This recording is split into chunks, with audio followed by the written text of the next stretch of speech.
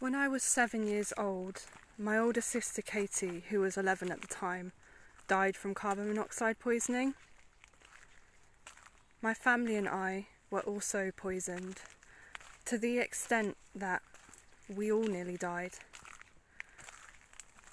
Unfortunately, we ended up with health issues, short-term memory loss, and issues with our mental health because of this.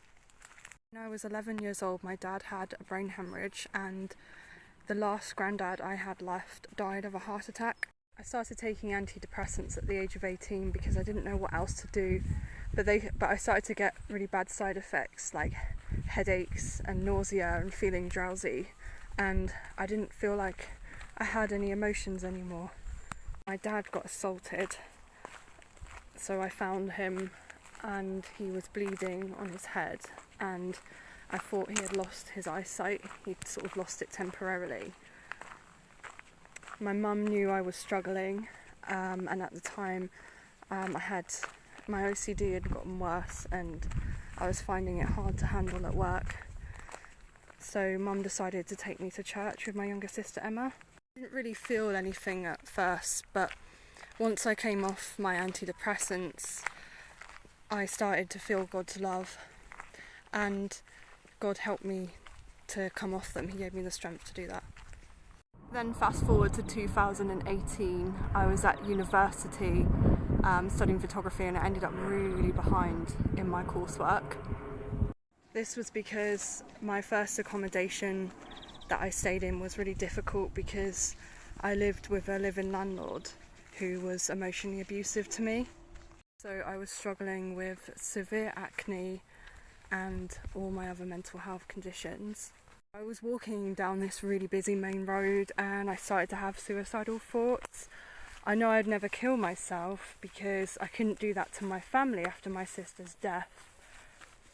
But I really thought I was going to fail university, and I just didn't know what to do. I really didn't want to go back on antidepressants because of what happened before with the side effects, and I wasn't sure whether to commit my life to God because I didn't really want to follow the rules of Christianity. But something clicked in my mind that God was definitely real from the experiences that I've had with him, where he showed me dreams and he showed me visions and I heard his voice.